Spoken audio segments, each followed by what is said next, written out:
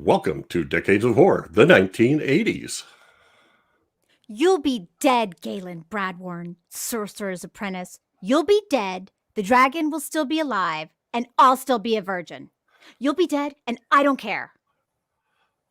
This is episode 222, Room 222. Anybody old enough to remember that one? Recorded December 14th, 2022. Gruesome Magazine. I don't know why. I just went into a Room weird 222. brain connection. Yeah. Yep. I am your host, Jeff Mohr, and this podcast is about horror films released between 1980 and 1989. Each episode, my co-hosts Bill Mulligan, Crystal Cleveland, and Chad Hunt and I will tackle another classic or not so classic film from this radical, gory, influential, and gruesome decade. Joining me tonight is not You're making me laugh. Chad Hunt. Chad had another obligation. But he shall return. Yeah, totally. And I know he likes this movie. So you gotta like this movie. But also with us is Crystal Cleveland. I think that was the version of your name they used in the Time of the Dragons. I think. Yeah. Crystal, how you doing? Oh, Christopher. Yeah, I'm doing great. I know that when this is actually going to be put out, it's not at the same time, but we're just on the cusp of Christmas here. That's right. Here. I am not ready, but I'm happy. Ho, ho, ho. Yeah, this will be up. This will go live, I think, the day after Christmas. Oh, perfect. Okay, that's good. Mm-hmm. So just in time for my birthday. Oh, yay. When is it, Bill? When's your birthday? December 27th. Yay, happy birthday, Bill. Thank you. The big 6'2". But that's okay, because I've actually spent almost the entire year thinking I already was 62. I know. And now I've discovered, no, I get to do it again. That's a coup. It's like Bill's version of daylight savings time. He sets the clock calendar back. All right. And also with us is Bill Mulligan, writer, director, special effects guru, and co-host of Decades for the 1970s. Bill, how are you? Well, old, obviously, but doing great. Winding down school and getting ready. Just a couple days to hop in the car and drive down to Florida. Oh, Florida. For some nice warm weather and spend time with my daughters and grandkids and possibly swim with some manatees. There's been some talk about. So, yeah. That sounds like fun. If it's warm, is it warm enough there? Yeah. Compared to here, yeah. So I don't know anything about. Are they nice? They're like it's warm enough for the manatees. Yeah. Oh yeah, manatees. Manatees are one of those things that nature. You're like, how has this survived? It's like They're the gentle. capybara. Everything hurts them. They're like pandas. They're like sea pandas. Yeah. Well, I haven't. Yeah. Okay. Well, on this podcast, we start off with a few details about the movie, do some taglines, first impressions, and then just kind of take off down the road. And our title today is Dragonslayer. Woo-hoo. Released in 1981, directed by Matthew Robbins, written by Hal Barwood and Matthew Robbins. The cast includes Peter MacNicol, Caitlin Clark, Ralph Richardson, John Hallam, Peter Eyre, Sidney Bromley, Chloe Salomon, and Emrys James. It was filmed mostly in Wales, and I believe the final scene was in Scotland and some at Pinewood Studios in England. Released on June 26, 1981. The budget is estimated to be $18 million. Wow. Domestic box office, $14.1 million. Yikes. And the synopsis. A king has made a pact with a dragon where he sacrifices virgins to it, and the dragon leaves his kingdom alone. An old wizard and his keen young apprentice volunteer to kill the dragon and attempt to save the next virgin in line, the king's own daughter. And there she is, riding the cart to her doom, or maybe that's not No, her. no, maybe that's that's not a her. different one. That's Yeah, not that's her. that's the first person. That's We the don't know first who one she they, is. girl. they shoot. Mhm. Okay, Yeah. sorry, that was No, that's just a regular old Just a random virgin. virgin. Yeah, Yep. which they draw from a big bowl in a lottery. Yep. Yes. So anyway, Bill and I- yeah. Yep. Yep. That's it. That's how you do it. that's Mhm. what they do. All righty. Well, let's get to I love this movie. taglines. I love Do this ya? movie, but I just want to say every single human being who has seen this movie has the same question. What? Why did it not occur to anyone that there's a real simple and rather fun and enjoyable way to take yourself out of lottery contention? Oh, And I right, don't mean right. dressing up like a boy for 15 years. I don't We'll think talk that's about that. actually like. I think it's Yeah. kind of irrelevant, really. Like, you know. Well, it's- she's it's sort of hinting at it implied. with Galen, but he's Yeah. not getting the clue. So anyway, Right over his head. Yeah. all right. So it's Chad's not here, so I can't really do taglines with Chad. Oh, So no. Bill We is got gonna. it. Okay. So, but I do have some intro. So Oh, okay. this is now it's time for taglines with Bill. Okay. That sounds fun. Yeah. Oh, the goats love Totally. it. They do. Okay. Well, they're My not cats, trying to meanwhile, get my in. cats are tearing the place up here. I don't know what's going on, but okay, so we've got 5 taglines, and I have to say these are better than many of the taglines we've dealt with. But this was a Disney production, so you know. Yes. Okay, tagline number 1: when dragons were real. Okay. All right, That's fine. okay, well, Mhm. but that wasn't long enough for the United States theatrical version, Oh, so okay. they added, in the Dark Ages, dragons were real. Okay. I mean, that's Yeah. possible. They Sure, had a lot of okay. pictures. Yeah, sure. I mean, who's to know? No one's around to tell us otherwise. Its talons tear, its breath burns. It is terror, and only sorcery can destroy it. Okay. Ooh, All right. That's fine. Australia, they get a Ultra- little chatty. all true. It was a magical time, but darkness ruled the land. A young apprentice sorcerer faces a terrifying quest. He must destroy the fire-breathing Vermithax, for he is the Dragonslayer. Title of the So movie. that's a synopsis to Yes. me Yeah, more yeah. than a tagline, but You're right. You're right. That's okay. I giving away a mean, lot. Okay. At least mhm. no one can say I didn't know what I was getting into. Well, But this one I there's- like. I like this last one. I feel like this was actually what they said in the trailer. But in the Dark Ages, magic was a weapon. Love was a mystery. Adventure was everywhere. And dragons were real. See that? I That's like that. yeah, that's kind of Mhm. kick ass right Zinger. there. Mhm. I mean, that would be a good book, on the back cover of a book Yeah. or something. That'd Oh, be- yeah. Okay. Yeah. All right. Well, that's been taglines with Bill. Okay. You should have saved Perfect. that one for the next movie.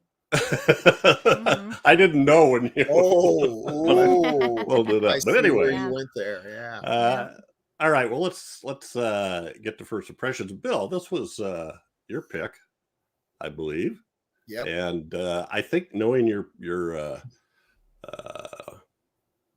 what's the word I want? Your obsession with Fanatical obsession with stop motion animation. motion animation. It's not surprising. So go ahead. When did you first see this? Yeah, And what I were your- mean, I remember reading about this in, Fangoria and Starlog and all the others, that this was a new technique in stop motion animation that they were going to do for this. And I mean, I'd probably be there for a Dragonslayer movie regardless, but the fact that it was stop motion, although actually it was go motion, which is stop motion with the help of a computer.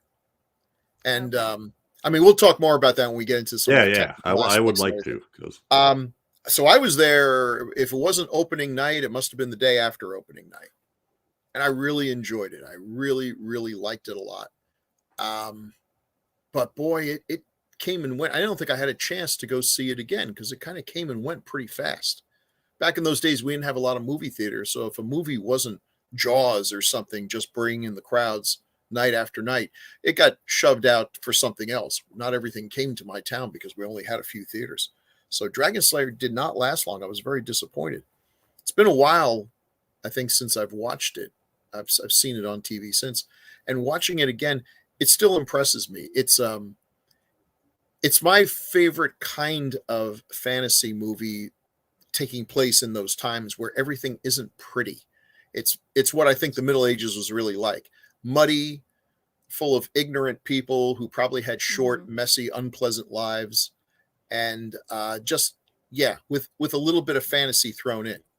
I prefer that look to most other things. Now, an exception is something like Excalibur, which is absolutely everything is candy apple red and shiny and beautiful and everything. And I love that movie too. But fantasy for me works best when you've got fantastic elements in a realistic setting. And this one does it real well. Agreed. I still love this movie, but I do, watching it now, I do get maybe why it didn't work. There's a lot of subversion of expectations. There's a character who is apparently, looks like she's going to be a major character. She's a noble character. She has really, really good qualities, and she is in a position where she needs to be rescued. And we have every expectation that that's what will happen. And that does not happen. That's kind of brutal. At all. No. So I think everyone was shocked. I think the whole theater, we were like, what the hell did we just see? Is she getting up? Not on that leg, she's not. That was shocking.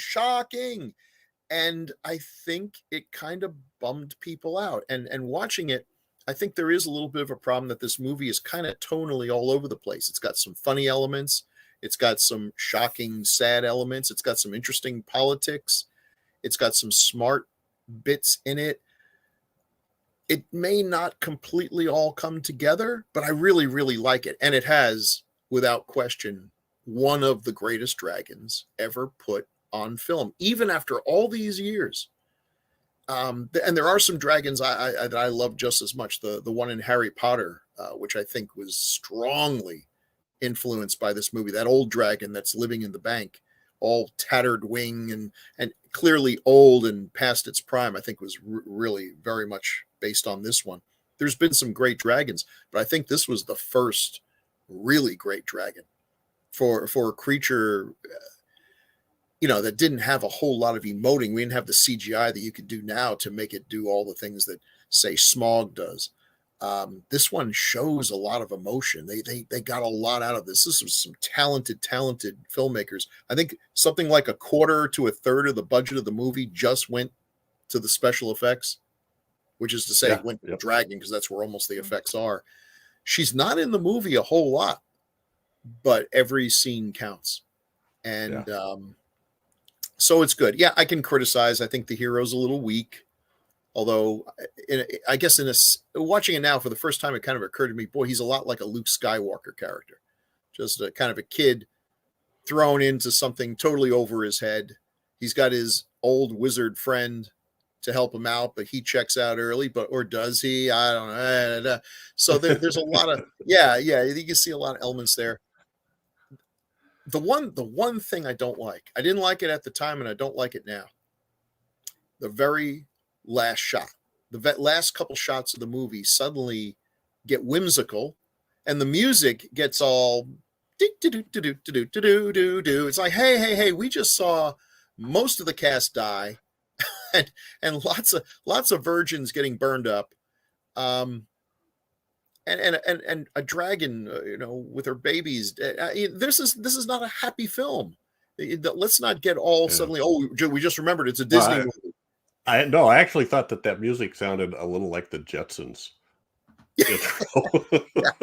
But anyway, all that aside, the only reason I even think about criticizing the movie, I love this movie. I really do. That's why I wanted to pick it. It still holds up, and that's a smart move. It doesn't feel like so many of the fantasy things that come out now that are everyone's talking modern, it's like modern people thrown in there. I think those things are going to age badly pretty quickly. This one, I think, will still be worth watching 50 years from now. Yeah. Okay. I'm glad you picked it. Thank you. So, Crystal, how about you?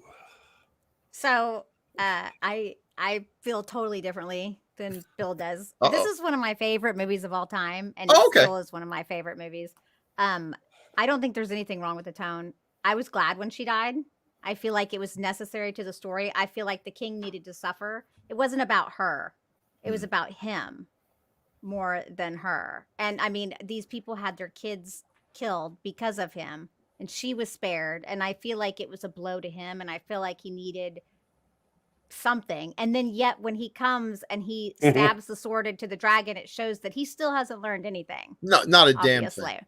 Right. But that's the point, I think, and yes, I see how it's jokey, but it's no different to me than something like a horror comedy, because the horror comedies actually have scary elements. This has serious elements, but it does have some quirky fun. And I will agree with him as far as the lead.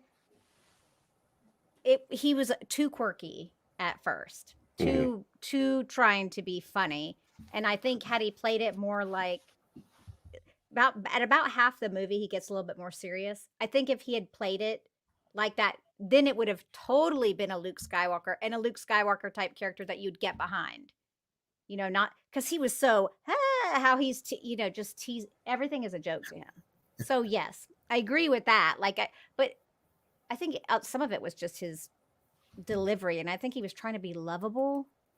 Maybe I don't know. That I have to admit that was odd. Naive and lovable, yeah. Yeah, I mean, he did have an arc, of course. I mean, I'll give him that, and he wasn't completely ignorant. I mean, he did say, "Yeah, I'm in love, but not with her." I was like, "Oh God, is this guy gonna get it or not?" I mean, but the dragon is amazing, absolutely amazing. Even watching it now, I was like, oh, so good. And Bill's right. A lot of it is the way that they shot it, because there's one shot where the dragon's head comes up and all you could really see is its eyes, and it doesn't move at all. It's just but just the way it comes up and how it's just, it's like how it looks so angry. It's really, really well done. And the little puppets, the dragon, the babies and stuff, those were done really well. I guess they look like they lubed them up or so those came out well. The special effects are really what makes it. Yeah. I mean, without a good dragon, I don't know that this movie would be as memorable. So it was probably a budget well spent. I will say that, yeah, the lead, I think that he was an odd choice. The female, Caitlin, I think was fantastic. Oh, I love her. Yeah. I think she did a great job of playing as the male character. I remember watching this as a kid. I didn't know. I didn't realize she was a girl. But I mean, of course I didn't, there was no spoilers out there. So I was like, oh, it's a girl, I mean, and I do like the way that they delivered that. So you didn't have to be completely crazy nude, but you saw a little bit and it wasn't too much. Right. I mean, this movie's Excalibur beats it for me. Just by a little bit, only because it's so fantastical. Yeah. But this movie is, it's so good. Oh God, I really do feel like the princess had to die. She had to die. It was necessary, and she felt like it was her duty. Yeah. She wanted to die. You could tell. Oh no, she went off and sought it. So I was glad he didn't save her. I mean, in a way, you're right. She had to die because otherwise it creates a triangle that would have distracted us from the real point of the movie. It's not maybe that she had to die. It's sort of shocking that they did it. They built up this major character and she doesn't even really get a death scene. By the time we see her again, she's dead. She's dragon I know, food. It's just her body parts. I know that was actually Yes, it was. See, I really like that. So maybe this is the one Disney princess you're not going to see at Disney World. And she, I liked part of it too is that what she did proved to Valerian that she actually was a good person, and she had this image of who she was. And Mhm. so it kind of opened her eyes. I mean, a lot of what happened with her needed. I just felt like it just really did help the story. There is a lot of sad. I mean, there actually nothing's really all that sad, to be honest with you. I mean, it's the Middle Ages. You're either gonna die from a dragon or freaking A be, pox. you're Yeah. gonna get sick or I mean, I guess when I Yeah, watch oh, movies yeah. like this, I'm like, I plan on everyone dying. And then if someone survives, well, good on ya, you know? Yeah. Maybe you'll make it to You- 30. Yeah, you must have been one of the strong ones. But yeah, no, this even watching it again today, or not technically today, it was a couple days, but it really makes me realize how much I still love it. I still love this movie. I love the wizard.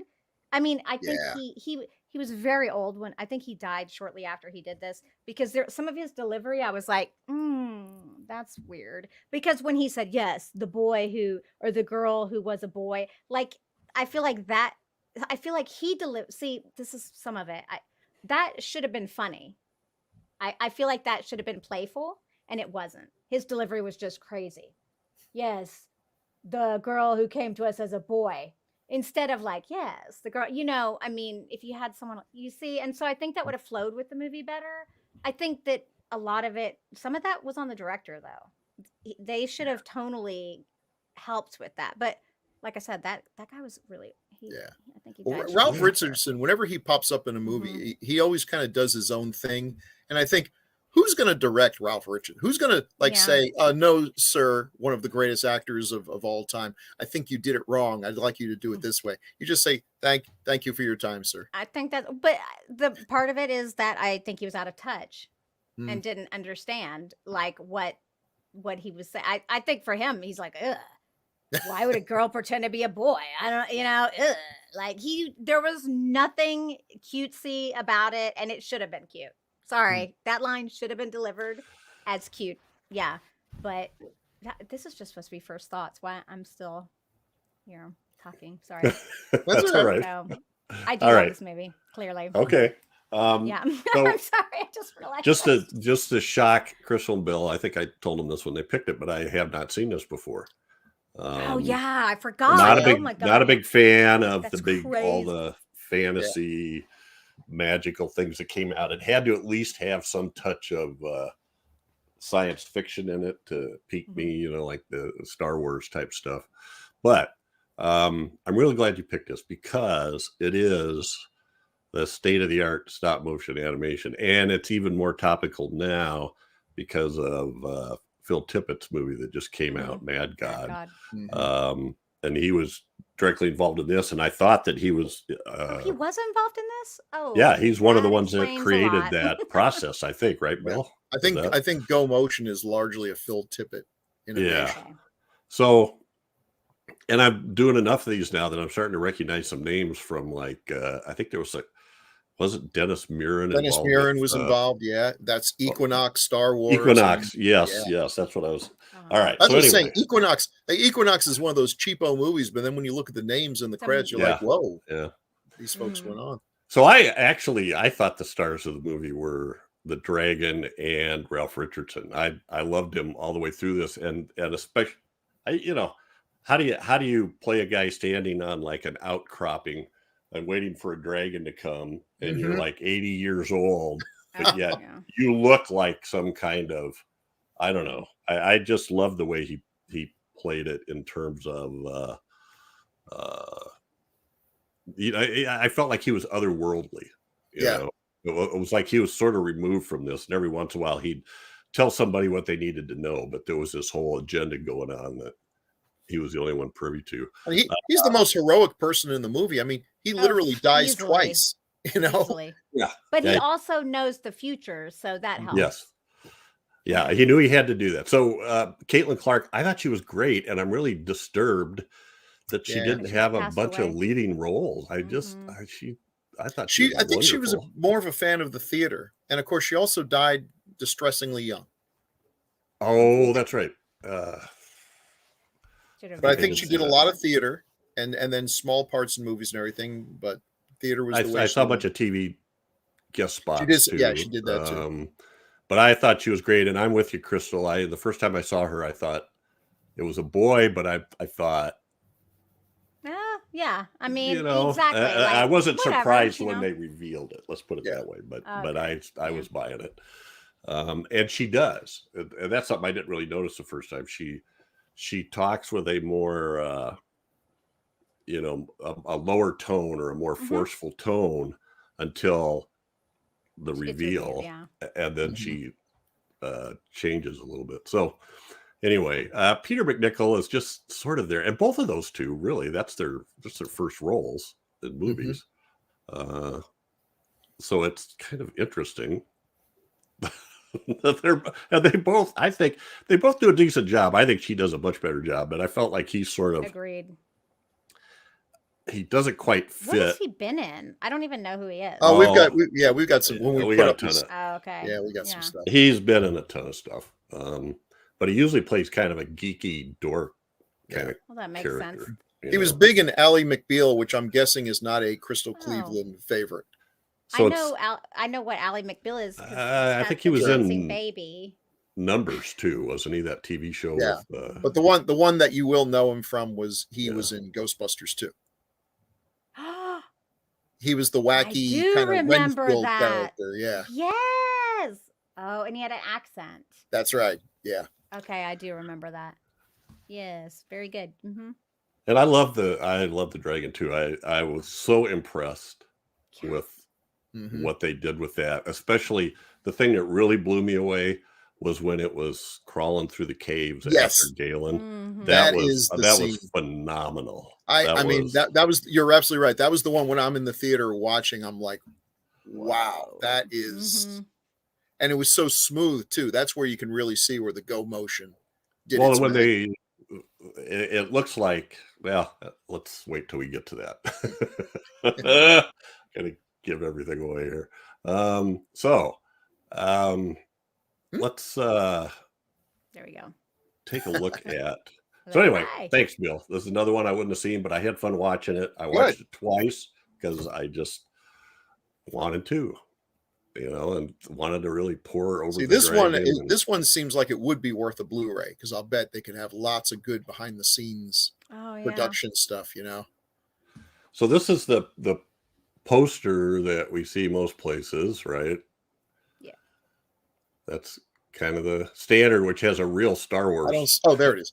And I just want to say, although I admire what they did with this poster, because I like seeing art as opposed to just, you know, close-ups in blue and amber. I don't think this is a great poster. It's too arty. It sort of, it doesn't sell the main thing, which is that the dragon is a great looking dragon. When you have art like this, it's like, oh sure, they know how to draw a dragon, but I've seen dragons in movies that look just like hand puppets. Well, even then, let's bring this up real quick. Okay, what are those damn pants he has on? Okay, what are those pants he has on in there? Pantaloons. What on earth? No, he didn't. No, sir. No, sir. They did a good job on the weapon, but they made the shield look completely different. I'll give them that, because because it's that dragon scale, it may not look like, it may not translate as a shield. Well, it for me, it draws my eye away from the dragon. It draws Yes. my eye to the people in the front and the flames coming down, and I have to like consciously look and go, oh, It there's a looks dragon very back much like, hey, there was a movie that came out called Star Wars, and here's Luke Skywalker stabbing the title. Princess Leia is behind him, holding a giant metal breast, and the They even dragon have is her just hair kind of providing like that, some, don't they? backlighting. Her hair You is know? even kind of like Princess Leia's in that picture. I think it would have been better if they had lightened up the the dragon's so dark compared to the sky. That might have helped to bring it out. Maybe. Well, I don't know. Bill's also has the German poster, which I haven't given the AKA yet, just because it's one of those great German titles, Der Drakentoter. Oh, that's nice. Which is that's nice. The Dragon Killer or Dragonslayer. So now we got, now again, we still see, this looks very much like a Hildebrandt brothers kind of thing, you know. It's and we even got Obi-Wan Kenobi there in the background. Interpretive.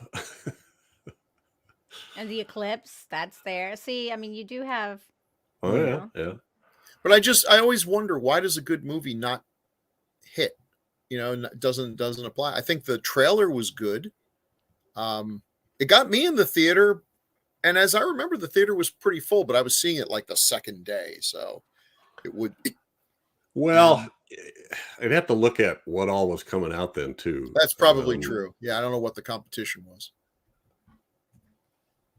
Well, Scanners came out in 81, although I'm not thinking that was a big interference. Yeah. Well, so those are our posters. Now, we did mention the director, Matthew Robbins. Bill dug some things up here. Now, he didn't necessarily direct all wow. these, but he's actually probably better known as a writer, and he works a lot with Guillermo del Toro. So he wrote Mimic and Crimson Peak. I love Interesting. Mimic. I mean, that's a pretty good gig to have gotten. He has done some movies, Batteries Not Included and Warning Sign, which if I've seen them, and I think I have seen Batteries Not Included, it was so long ago I barely remember either one. Yeah, me neither. Like, but I currently- think I saw Batteries. He Not did. He He did the directed a latest Paul McCartney music video. Oh, wow. Oh. He also wrote the new, I mean, he's still working with Del Toro. He wrote Pinocchio, which just came out Cool. just a few weeks ago. Crazy. Screen story by written. Yeah. And I thought he did a fine job here. I can't imagine. I can't imagine how that works when you have to integrate all these different parts and functions, and you got to trust the people, the technicians you're working with, and obviously he had a great effects crew. You know that. Yeah, because you're right. You know, you're filming the live action stuff. You're filming Peter McNichol hopping across rocks and things, and you just have to have faith that when you're telling him react like you see a dragon, you just have to hope that when you get the effects back, the dragon is worth the reaction. Because we've seen plenty of movies in the classic era where I'm sure the actors were embarrassed when they saw the final movie, and here was the giant claw, and it looks like a hand puppet. So, but no, I thought he did a fine job here. I don't think I've ever seen Warning Sign either. Sam Watterson, Well, Kathleen okay, Quinlan, I say I haven't, but then sometimes it's just I've forgotten it. All names I know. Interesting. Now, Batteries Not Included is also one of the movies that also has go motion in it. Go motion wasn't used in a lot of movies. By the time they had perfected the technique, the last movie that would have been go motion was Jurassic Park. And during the making of that movie, they realized they could go in a different route, and that was pretty much it. It's been yeah. Let's I put these in my random order. So next up I've got Ralph Richardson. What a crazy hat. I don't know where they came up with it. Anyone else would have looked ridiculous in that snake hat. And he made it work. Because he's so serious. He's so serious. Although I have to say, once again, I still feel like in the beginning of the movie he was more playful, and then maybe that's he was more playful. Yeah, and I honestly think some of it was maybe he wasn't feeling good when he shot that dragon scene. I just feel like there was something there that would kind of was not done. I mean, did you see how different he kind of looked? Did you see behind his eyes? I know I'm going to sound real weird, but I just feel like there was death behind those eyes. You know, I don't know when he died. I know it was close to after. I think I just read 83. Okay. And this was what, 81? Yeah. I think. I'm trying to remember some of the other movies that came out. He was at that point, he was now specialized in playing old guys, which, what else is he going to do? But I remember him in Greystoke, the Tarzan movie, where he played the grandfather. And the thing about Ralph Richardson, though, he kind of dominates the movies he's in because he's just so good, and you can't take your eyes off him. Agreed. But he was a fantastic actor. I forget some of the other. Wasn't he the bad guy in Time Bandits? Supreme Being, it says, yeah. But what a It's career. been so long since I've seen that. I've got to watch that again just for Evil Genius, I think. Yeah, that came out in the 80s, right? Like we Yeah, like that's that one we should do. Yeah. Mm-hmm. And he was in he was another one that we did. He was in Frankenstein: The True Story. Oh, there we go. Yeah, there he is at the bottom. There's He plays Greystoke. the blind man. And then at Yep. the top is Tales from the Crypt. Wow. He was the Is original that Crypt him with Keeper. Eric Stoltz in the middle? No, that's Christopher Lambert from Tarzan. Oh, sorry, I have never seen that. Highlander. Mm. Oh yeah, it's good. It's good. Wow. He looks so different there. Mm, He's so young, I guess. yeah. Right. So I liked him a lot, and he's always, I don't know if I've ever seen him do a bad thing, although I wouldn't say I know everything that he's done, but Yeah, legendary at the very least. I mean, look, he's British. He's got that British actor. It doesn't matter if the movie I'm in is a piece of trash. I'm giving it 100%. And that's one of the things I do love about low budget British horror movies and things is sometimes you'll get these great actors who just need the paycheck, and they're totally classing up the joint there, and their tongue is they're not going to play the fool. They're going to give a great performance, even if it's a guy who's turning people into Venus flytrap monsters or whatever nonsense they came up with.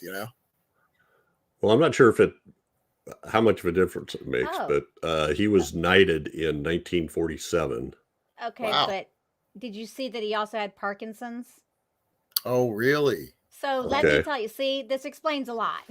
That's why I'm like, wait, I gotta know how he died. I'm telling you, I could see it in him. I could see that he just wasn't like he wasn't in it. Yeah, freaking Parkinson's. That blows. Yeah. That blows. But he was pretty much working sad. up to the end, though, wasn't he? Yeah, he was. It Great looks like star. Greystoke came out after he died. Uh-huh. Makes me a little sad. Mm. Parkinson's is poop. Yeah. Sorry. That's horrible. But thinking about his here he is in this film in 1981. Clear back in 1947, he was knighted for his acting, which was before Laurence Olivier, who was knighted in 48, and Sir John Gielgud was knighted in 1953. So those are like the three, those three big names from that era, I think. Anyway. Yeah, and those guys, when it's always Sir Laurence Olivier, Sir Ralph Richardson. Right. I would say that too if I was knighted. Yeah. Oh yeah, that's right. All right. So we've got our lead, I guess. See, yes. Oh my! He was in the Addams Family. Yes, he was one of the camp counselors. I knew that. I'm like, wait, I know that. I don't know why I didn't recognize him. So he's got a good flair for comedy. Yeah, he was great there. Yeah, I don't know that he was leading man material. And I think I'm trying to think, was there any other movie that he was the leading man in besides Dragonslayer? I don't know. And I think it's very unfair if they said we're not going to cast him as a leading man because we gave him a shot in Dragonslayer and it didn't work. I don't think there was any group of. I do not think whatever the problem the movie had finding its audience, and it clearly did, it had absolutely nothing to do with him. Maybe if there had been a stronger lead, it might have brought some. People just weren't going for a movie named Dragonslayer with the plot. I don't think there's any mystery about what it's about. And we would have to probably look and see what movies came out a month before, a month after, in the week that it came out to see why were people just not into this? Because I think we all agree it's a great movie. Worse fantasy movies than this have gone on to make a ton of money. So no, this movie is phenomenal. To me, this movie is phenomenal. Like I think this movie is like. Now, it makes sense that there's this much money spent on it. I didn't realize how big the budget was. In my mind, it was always low budget, only because everyone I typically talk to about it has never seen it. So I'm Yeah. like, okay, so it's a lesser known film. Now it's shocked me that Jeff didn't see it, but Jeff is a movie person, movie buff. A lot of the other people I talk to, don't watch horror, don't watch any of this stuff, and I'm like, so, but this movie, I think this is a gem. I really do. Like, I Well, think right now hopefully- this movie would do well. I Yeah, mean, you know, obviously be even He's better. done a lot of voice work too. Yes, he has. A But lot he does of, good voice. I mean, he was cartoons. great in Ghostbusters too. His accent was everything he said was funny. Just listening to I him. just can't him as the counselor. I can't believe I didn't recognize. Well, I obviously as soon as I saw the photo, I'm like, oh, and the girl, the woman he's next to, she's also she's in something as well. I forgot what her name is though. Shoot, she's kind of a big deal too. But yeah, he was fabulous. Oh my gosh. Well, he was in like 94 episodes of Numbers. Never seen Numbers. That had Judd. Nelson. I'm not saying his name right. Judd Reinhold. Oh, Reinhold. Oh, Judge Reinhold. Okay, Judge Reinhold. yeah. I knew something wasn't right there. I remember him. I don't remember the person, but I remember the name because And Judge, David. and that's why I was- Rob Morrow too. I forgot. So yeah, Rob Morrow was his brother. Anyway, I watched that because it was into. Is it good? It was have to check it out. mathematical calculations. This guy was a genius. David Krumholtz was a genius with math, and his brother Rob Morrow was an FBI agent. Oh, so he solves crimes with That's his fun. mathematical skills. And Judge Reinhold was their father, and they all those three lived together. Judd Hirsch. Gosh darn it, Judd Hirsch. I finally got the right person. Oh, okay. Judd Hirsch. Oh, okay. So Okay, you- sorry, okay. true believers. I just totally, you're all That's okay. shouting at me right now. What's wrong with you? And then Peter McNichol played the brother who was the math genius, sort of his mentor at the university, or guy he bounced stuff off of all the time. His Mycroft Holmes, I guess. It's sort of, Yeah. yeah. So anyway. Now that I don't know if anybody else ever watched that, but that and Ally McBeal looks like that's. Yeah, he did a lot with that. He did a season of 24 as well. So I never saw Anyway. that either. I'm so bad about normal shows. Caitlin Caitlin. Oh Clark. my gosh, her at the bottom. What? Well, She had a bit part in Crocodile Dundee. Crocodile Yeah. Dundee. Look at that hair. It's fabulous. Isn't that But what crazy? is she's like, Yeah, I think she's Like, what- supposed to be a streetwalker there or something. she's like, Nobody's mistaken her for a boy in that shot. doing No, the fish face yeah. long before. But I thought she was really likable. I love You know, her. a good role, Hmm.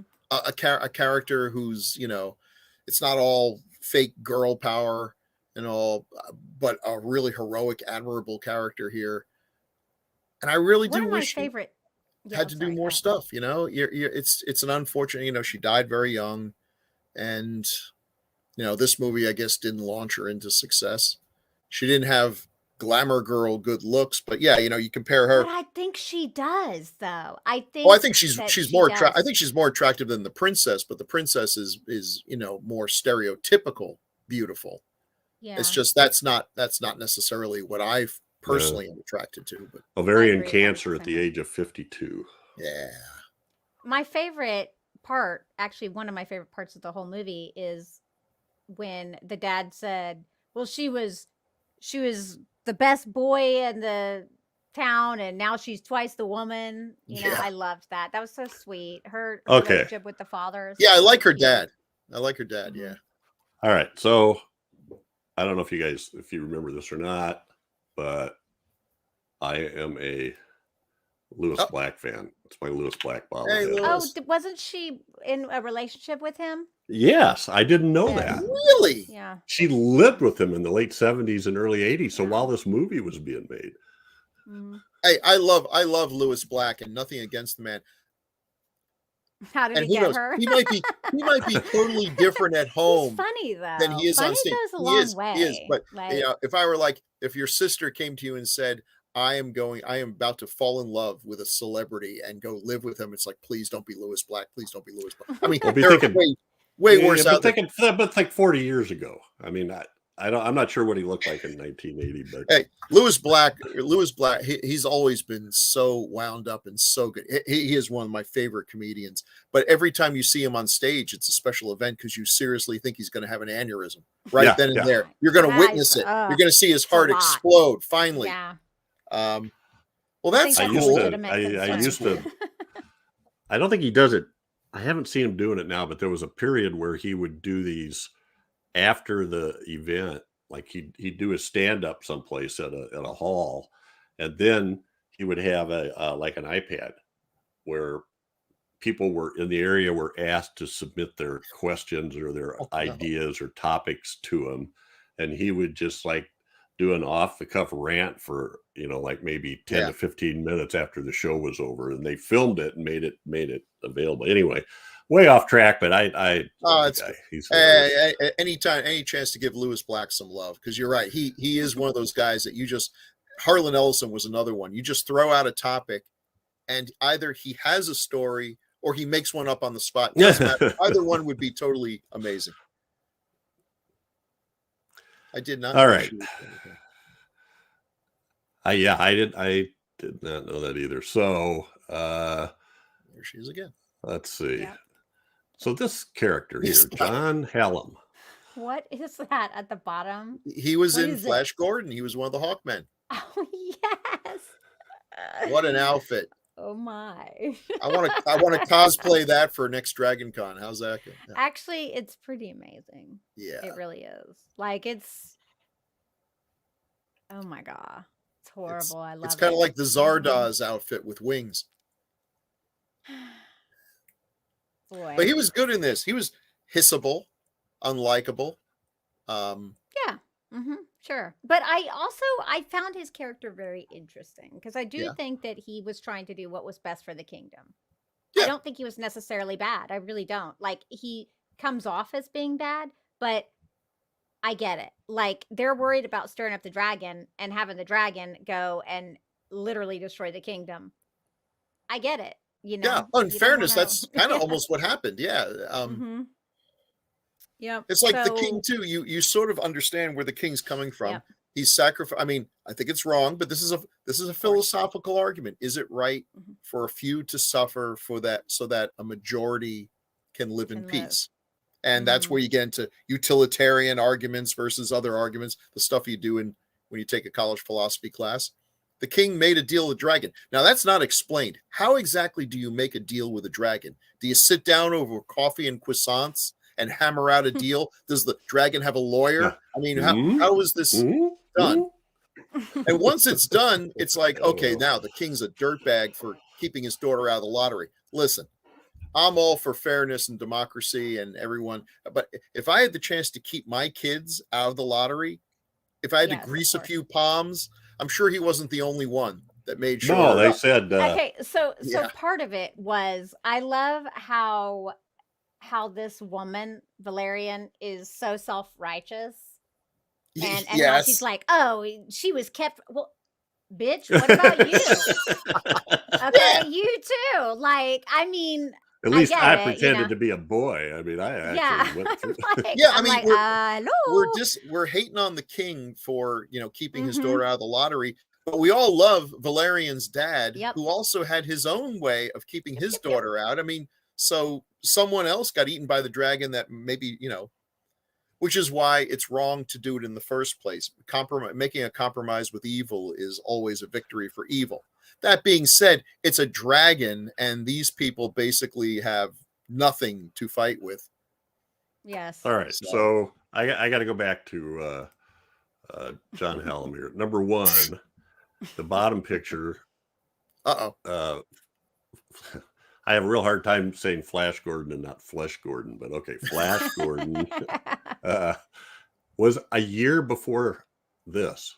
Wow. Does he look like he looks like he's like 10 years younger in that. Well, it's the picture. mustache. You know, the mustache. And the ages. scraggly Well, beard also and you stuff. can't see his body in Right. the True. photo above. That I think the body, because his They face cranked doesn't him up a look any little bit. younger. Look, see, he looks kind of ragged in the face, But- but There's also the his body- possibility I got the wrong picture, but you know. Well, No, he was that looks in pretty legit. Oh, good, because I'm pretty face blind, so it's tough for me sometimes to match these photos that's- up. That's he was legit. in Look at that the nose. Wicker Man. Unmistakable. Oh, really? Oh yeah, cool. He was played Wow. one of the public constables. So I got to keep an eye out for him because he's got a lot of credits that are things that I've seen, but I don't recognize him. So I need to. He's probably one of those people that just always looks different, you know, depending on how he's dressed and his hair's cut, etc. He has a lot of hair. He does, and if you look at IMDb, the pictures they show you as known for, usually his hair is pretty bushy in those pictures. Yep. There's Well, you several of them. You got a thick mop like that, yeah, you want to take advantage of it. So anyway, I'll check that out later. All right. Oh, this guy actually. So Ralph Richardson, he takes a fairly early departure from the movie and then only shows up in the last 15 minutes or 10 minutes. Mm-hmm. But This guy. Oh. Mm. I mean, Was that oh my face. god, he was in is that the Princess Bride? No, Neverending Story. That's what Yes, it is. Neverending Story. He's I'm okay. like, right yeah, above I that. remember it. The one right above that is Frankenstein, the Monster from Hell. He was one of the inmates in the asylum. oh yeah. And the one above that, he's one of the winos who gets killed by the American Werewolf in London. Oh. Holy cool. cow. I'll Yeah. never forget him in the Neverending Story because he's like, no. He's got that voice. No, Well, I mean, look at you'll that face. never get past the whatever. You stick some rubber pointed ears on him, and he's an instant Awesome. elf. That's it. Yeah. Game over. Done. No more. You can walk away now, sir. We've made an elf, troll, hobgoblin, whatever. Well, That face is amazing. he's one of those guys. He was not as old as you might think. He was 71, 72 when this was filmed. What? Oh He my. looked like a He 97. didn't I'm- age well. He did I'm not guessing age he's one of those people like Abe Vigoda Oh that when he was my. 40, he looked like the way he was Yeah. for the rest of his life. You know? Well, all that Yeah. the way the baldness and the wispy hair doesn't help. Yeah. It Yeah. certainly It adds. would to be, Oh, it the helps a look. lot. Look younger. He'd look younger if he just shaved it. If he just shaved that Right, head, right. he'd look so much better. Because the beard's cool. Think about it. Yeah. That would literally take years off of his. But why do that? He's a character actor. If Yeah. they'd be looking for It's a thing. we Yeah. need like an old guy who looks like he's been in an asylum for 50 years. Boom, we got him. Here he Yep, is. He there you comes go. on. Mm-hmm. Am I going to Well, play crazy or old or what in this? You know, he's got it down. That's and he's great. You know, Mm-hmm. we don't see any. He keeps telling them the rules. No, we don't see anybody. Don't see anybody. The next thing you know, he's ushering them in, and he's like, Mhm. and he's mumbling under his breath. And then we don't do tests. We don't do tests. I'll do your test. Like, oh God. I don't know. I like stuff like that. Yeah, I he do was too. fun. And Die Monster Die. Yeah. And also because he's such a silly but fun character when he dies, once again this movie is killing off. Usually the lovable sidekick makes it to the end. Yeah. You think he's Oh, in it was trouble, sad when but he he got makes it. stabbed. Yeah, it's like, Mhm. oh, this movie's in the first few, the first half hour, this movie's taking no prisoners. We're losing all the lovable characters. This is not going to be one of those fun fantasies. But it was. Well, it was for us, yeah. I'm like, but it was. And that's what I'm saying. Like, I guess for me, when I have middle-aged movies, like, I assume there's going to be a lot of death. Yeah. Because, Well, that would be accurate. yeah. If they're accurate. But I sort of assumed they were going to save the princess too, because she did this noble deed, and I just figured. And then you see these baby they're dragons so like cool. These I ugly love baby that. chewing on her feet, they're and then so pretty good. soon, joop, there's the foot in her mouth. I'm like, holy crap, she's not coming out of this. Yeah. I kept thinking, how are they going to save her? Well, They're not. for what? Soup? Yeah, and they deliberately made these baby dragons ugly because they didn't want they didn't want Right. anyone saying, "Oh." And They're I'm kinda sure the cute, Disney though. folks who financed this movie are You probably did, thinking, right? "Well, Crystal. I don't know. Crystal did. Doesn't look like the Yeah. ticket sales are good, They- but maybe we can sell some baby dragon toys." No. I would buy that in a second. Yeah. Well, you I would would. buy that in a second because look, aren't they beautiful? I mean, I don't know. I think, but I like Well, I guess, not so typically attractive Right. things. right. One of the things they Yeah. said was they didn't want to give them big eyes because people, Would think Yeah. they were cute, like baby Grogu. Yes, Grogu, yes. you know, like you yeah. know, Right. Mm-hmm. That's But smart. I still felt bad. I still felt bad when the baby dragons got killed. Me Because too. I like dragons and they're going to grow up to be cool dragons. And then, but the scene and then where when the mother mama, dragon finds them. where Yeah. Vermithrex comes and finds That her made me baby's so dead. Sad. I know. And then that's when she comes up. When she's Yes. like, Again, that was with the giant head. Yeah. That was with the giant prop Oh, head that didn't so have a whole lot good. of, emoting or anything. Oh, and Apparently- isn't it crazy? It was so good. Yeah. It's the way they shot it, like Mhm. like you said, Bill. Apparently, they had a 40-foot model of the dragon. It's crazy. Oh well, that helps. I mean, Well, like when he Plus, jumps on, they had a lot of smaller ones too. But Yeah. well, they let's- had to let's because he jumps on her at one take a point. And look I mean, at that, this. yeah, the that's scene in real? the middle there. That's, yeah, I guess so, huh? Look at that. It is so cool. and they used Like, actual flamethrowers, real World War II era flamethrowers to get the flame, which is why it looked so much like fire. They used fire. Fire. It looks fabulous. Those are actually, great. like, so neat. It does, and yeah, way better than It's a well-designed dragon. It looks The like only it actually thing- can fly.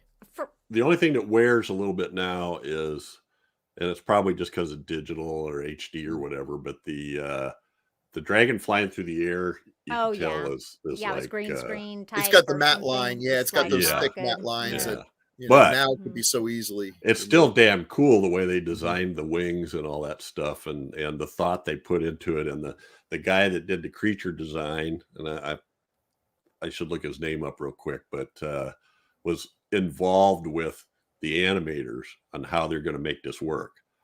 So they had to good try move. to. It was a Yeah, see, Anyway. that's So smart. I will say though, you do realize this is technically a wyvern, however you Yeah, want to pronounce yes. it. Okay, it's not a dragon. I'm just saying that. I just need. to So put so that what's out the there. difference?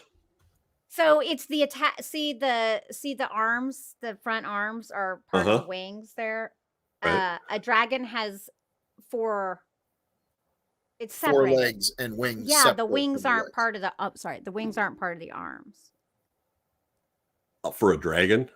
Yeah, Oh. for a dragon, the wings aren't part of the arms. For a wyvern, it looks exactly like that, where it has. See how it's got his hands. Oh, okay, as the okay. wings.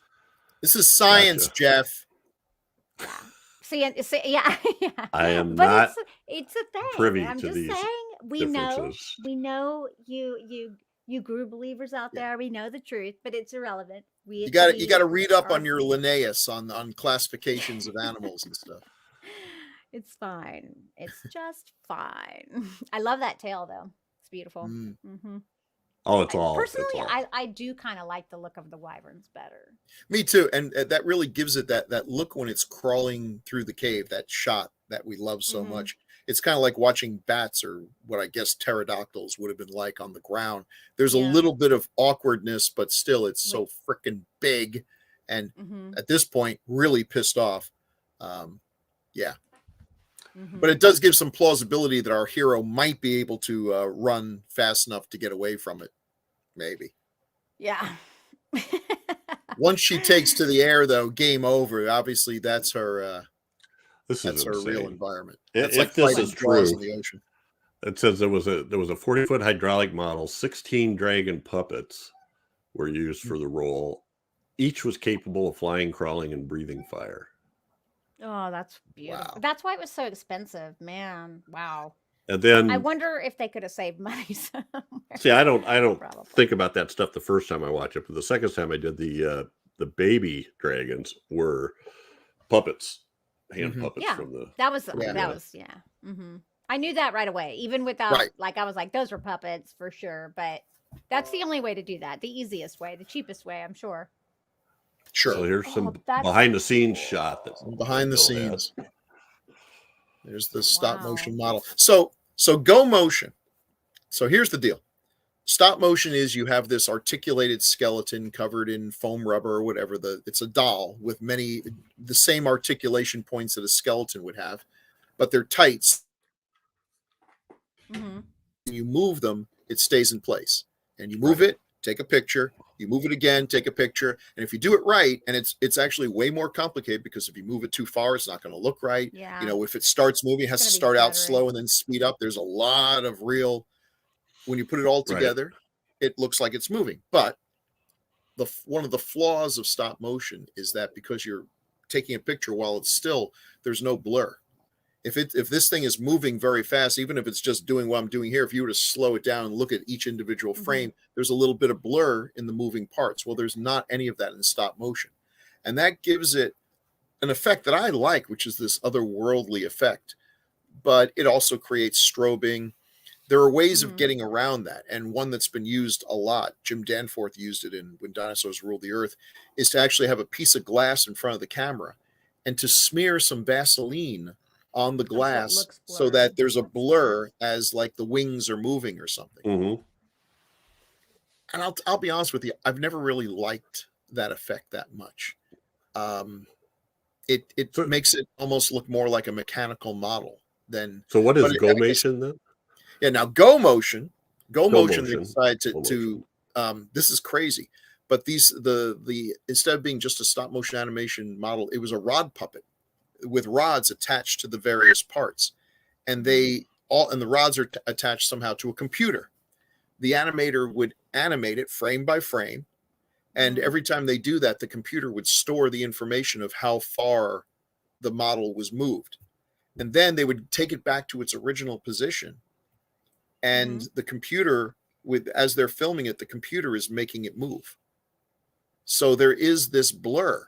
I don't know if they just have it go all at once or if they press the shutter down and have the computer move the model while the shutter is open. But whatever it does, it creates this natural blur to it. It's a crazy, crazy combination of like animatronic and stop motion. Yeah, it looks and it's great. only in a few movies. It's in Howard the Duck. It's in this one.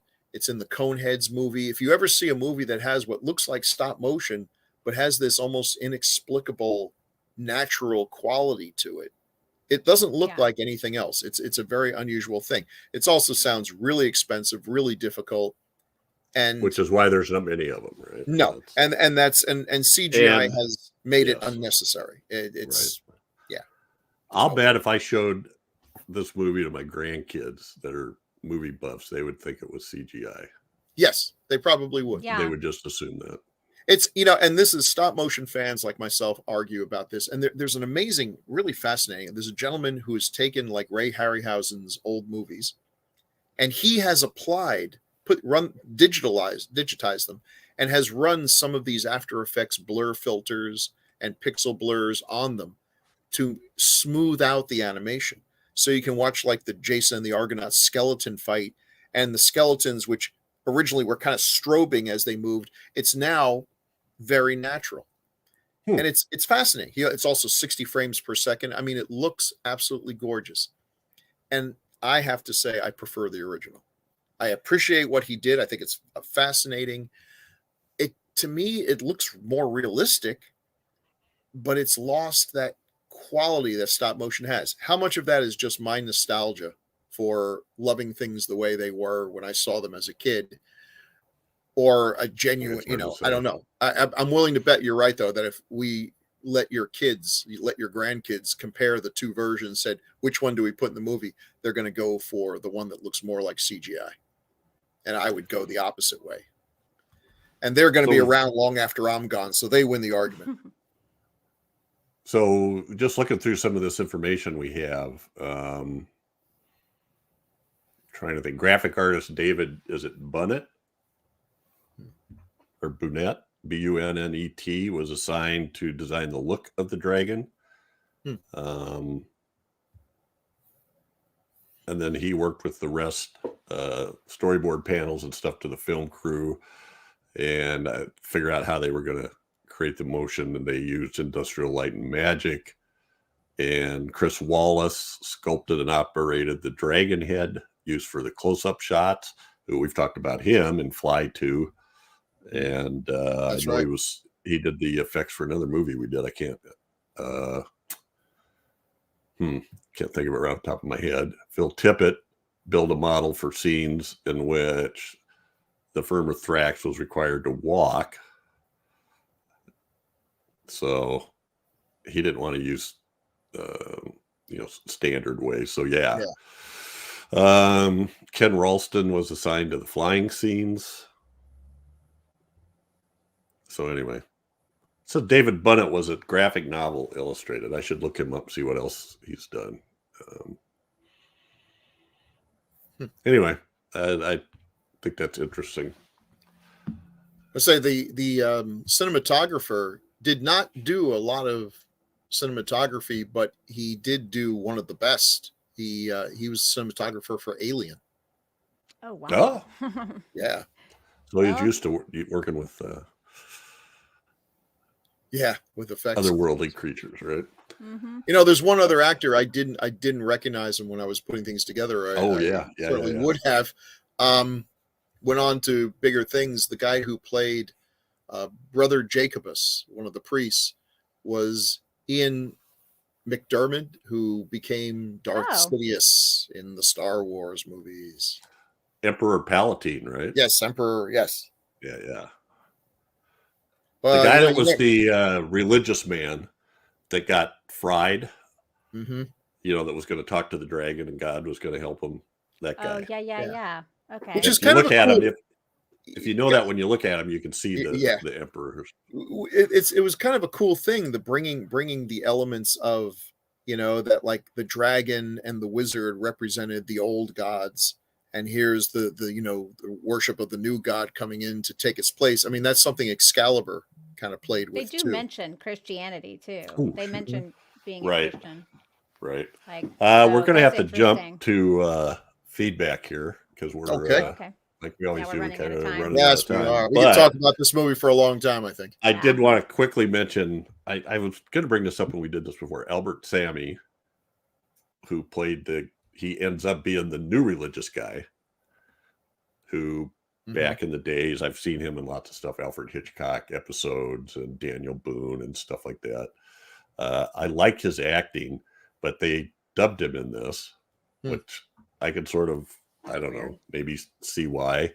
But he was not, at some point later in life, he murdered his ex-wife and then killed himself. Oh my. Jesus. Over, I don't know if over. He was said to have a depression and was an alcoholic, and his wife divorced him, and a couple months later. Yikes. Silliness. On that note. Yeah. So great movie, you guys. Check it out. It's definitely.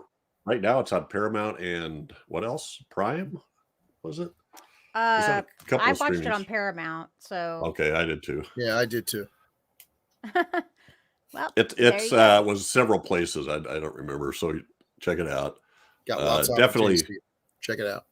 Definitely worth the watch. Let's dive right into feedback. And Crystal, you could have the first one. This is the one we saved from the Scanners episode for you. Oh, yay. Okay, so it's episode 181, Warlock. Yay. Inspired Lone Wolf. Holy crap.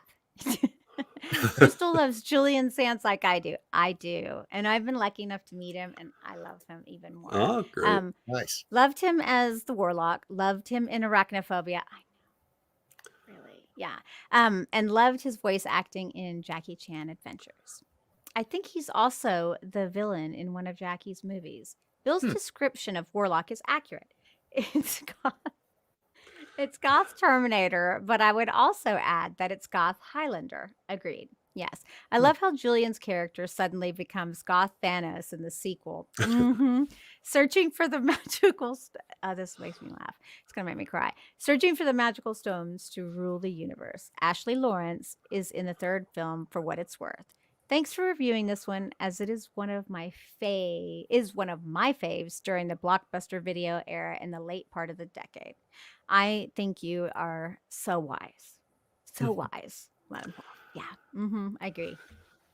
We also have one from that. So yeah, we had to let you read that one. Yeah, of course. Julian I Sands, love that. you know. Yeah, totally. Another one from Lone Wolf on episode 195, Neon Maniacs. Quote, "It can't rain forever." Made me think of that line in The Crow. It can't rain all the time. That song Another thing you have with Crystal, I think, right? Yeah. You're a big Crow fan. I love The Crow. Bill, Evil Genius on Scanners. Evil Genius says, such a great movie. Talking about the small budget, in my opinion, budget is obviously nice, but it isn't everything. The key is the movie taking itself seriously. The actors bought it and created a classic. There have been so many bad movies that are bad because the people did not buy into the universe that a movie was set in and just showed up for the paycheck. Michael Ironside may have only signed on for $5,000, but he brought his A game and then some. True. Michael Ironside is amazing. Yeah. You mentioned the reincarnation of Peter Proud. Someone should put that one on their 70s list. It's a good movie. That one was filmed practically in my backyard. Laugh out loud. Thank you, Evil. Of Peter Proud. It's been so long since I've seen that. I don't remember being impressed when I saw it. But all I remember is the ending. So I don't know. I have to see it again. Is that the one with Michael Sarrazin? Okay, forget I said that. Okay, 220. I'm like, Akira. Crystal, you want to take that first one from Tencio? Sure, I will. Nice conversation. About the dubbing thing, I think that Akira must be watched with the original dubbing. Agreed. The dialogues were recorded before the animation, and the animation was done to match the dialogue. Oh, yeah. The voices and the acting of the original dub are a fundamental part of the film. That makes sense, actually. Sometimes people use the expression masterpiece too lightly. Akira is really a masterpiece and one of the more important and fundamental works of our era. I mean, that is absolutely true, because it really did show people that adults would watch a cartoon. You know, they're like, "Oh no, these adults will watch," and we did, and we still do. And I think we even talked about that dubbing thing during the episode too. So I would totally agree on almost all movies. I would rather hear I'd rather the original actors' voices and in animation because of the way they did this one, especially. Yeah. Let's see. Well, and Evil Genius comments on Akira, which was our episode 220. Bill, you want to take that? Every time I hear it, Akira. Makes me like, yeah. Bill? Oh, sorry. Evil Genius says, my anime appreciation dates back to the late 1970s as a kid watching the wave of space mecha adaptations popular on US TV. So when I was in high school in the late 80s and this movie called Akira started being talked about, I was very much looking forward to it. I too usually watch the subtitles, and yeah, it's a bit of an art form. Akira both established new and embellished upon old tropes which now permeate the cyberpunk world. It is iconic, and I loved it when I finally got my chance to watch it. And yes, Tetsuo and Kaneda share a very complex senpai kohai, I hope I'm pronouncing it right, relationship. It may seem odd to us. Many think that Kaneda was out of his mind challenging Tetsuo, but he was trying to bring Tetsuo back into established society, which is fundamental in Japan. In his own way, Kaneda was trying to help. Such a great movie, and yes, I totally look forward to your Aritsuka Doji Legend of the Overfiend review. Laugh out loud. Evil Genius, you are truly evil. Aritsuka Doji. Shame on you, sir. I don't even know what that means. I don't know what that is. Oh, I guess I gotta find out. All right, you're better. Let's keep it that way, love. Can't let that dog lie. Well, and just to recap, Dragonslayer right now is on Prime and Paramount, also Canopy Prime. and That was it. Pluto TV. And Canopy, I've been plugging this because I'm assuming a lot of people don't know about it, but I also found out Hoopla is the same way. So if you see Hoopla and Canopy as subscription services, they're free. And if you have a library card, you can watch 6 movies a month on it. No ads. And you should have a library card. So. And they have a ton of stuff. Yeah. Everybody should support your public library. So anyway. Full of books. How do you prove that you have a library card? You have to enter. It has to be a participating library, and then you have to enter your number, your card number. Interesting. From the library. So they must interact their databases. Yeah, they must have or something. I don't know. So that's it for this episode. But every 2 weeks, we're going to do a new movie between 1980 and 1989. Crystal's got the next one. What are we watching? Another Stephen King classic, Pet Sematary. Oh, yeah. Yeah. So if you want, you can check out the original. This was done once before on 80s, but it was 5 years ago. So probably about None 5.5 years ago it. by the time this goes live. So, and none of us were on it. And, Pet Sematary, dude, that'll be fun. So it's got a cat almost as scary as Gizmo here. So, oh, I love. I want to think so bad. It's so beautiful. Yeah. Jeff's like, ooh, I like it. I like it. So that's it. Please stay in touch. We read these comments. Please make comments. The we easiest love way. reading. yes, please. Is on the YouTube channel, and I hope that we're trying to explain what we're looking at enough for people that listen on the audio podcast that it's not like wasted time. Yeah. But there is some added benefit to watching it on YouTube. You get to see those graphics. You get to see Crystal. See our faces. And yes. Oh, okay. Yeah. Yeah. You can just block out the part of the screen that has like. I'm going to start doing the masked podcaster or something like that. Leave comments, stay in touch. We do have. I a wouldn't have to Facebook do group too makeup. that's got some neat stuff. Oh yeah. All right, catch us again here in 2 weeks for another great horror movie of the 1980s, as only decades of horror can do it. Say good night. Good night. Night, folks.